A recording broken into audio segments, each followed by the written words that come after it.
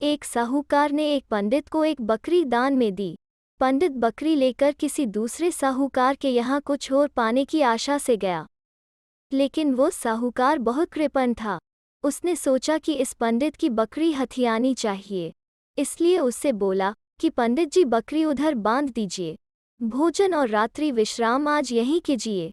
पंडित ने सोचा कि यह साहूकार तो बहुत कंजूस है, आज तक कभी इसने मुझे खाना नहीं खिलाया और आज खाने का बोल रहा है, कुछ तो गड़बड़ है। इसलिए उसने कहा कि मैं तो बकरी को रात दिन अपने पास ही रखता हूँ।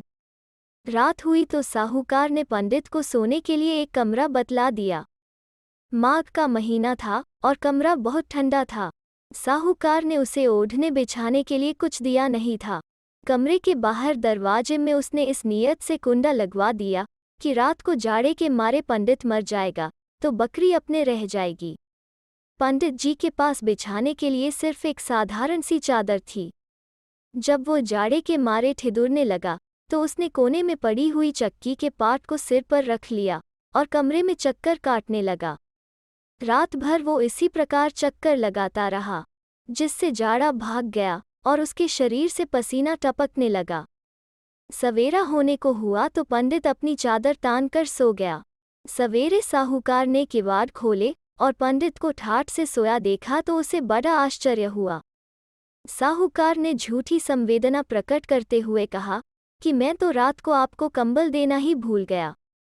इस पर पंडित ने कहा कि कंबल की आवश्यकता ही क्या थी, यह बकरी बड़ी करामाती है, रात भर यह मेरे जाड़े को चरती रही और मैं आनंद पूर्वक सोया रहा। तब साहूकार ने कहा कि यह बकरी मुझे दे दीजिए और इसकी जो कीमत आप लेना चाहें मुझसे ले लीजिए। पंडित ने पहले तो बहुत नानुक्का किया, लेकिन फिर 200 रुपये लेकर बकरी दे दी। पंडित रुपये लेकर चलता बना। शाम को साहूकार ने बकरी को अपने पास बांध लिया और कंबल रजाई सब अंदर रखवा दिए। साहूकार सोया तो थोड़ी ही देर में उसे ठंड सताने लगी। तब उसने रजाई और कंबल मंगवाकर ओढ़े। पंडित की चालाकी पर उसे बड़ा क्रोध आया। सवेरा होते ही वो घोड़ी पर चढ़कर पंडित की खोज में चल पड़ा। पंडित पास के ही गांव में रात भर ठहर गया था। सवेरा होते ही वो वहां से चल पड़ा।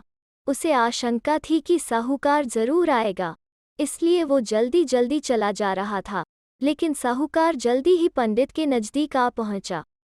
उसने दूर से ही पंडित को आवाज दी। पंडित को और तो कोई उपाय नहीं सूझा। उसने छुपने के लिए नज़दीक ही एक झाड़ी में छलांग लगा दी।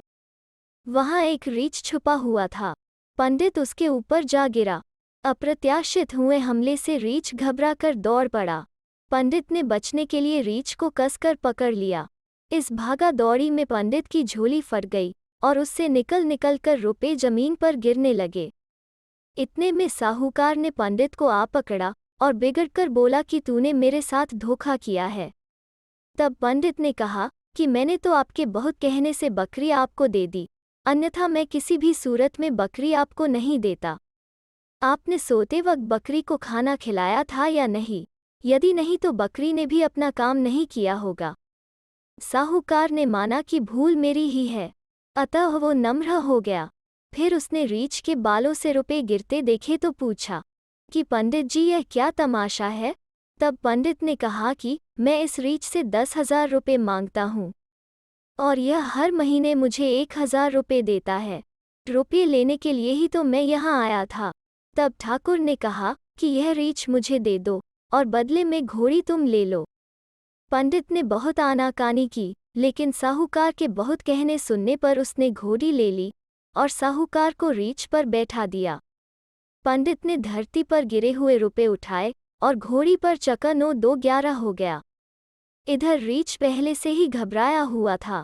वो बचने के लिए साहूकार से लिपट गया और उसके सारे कपड़े फाड़ डाले।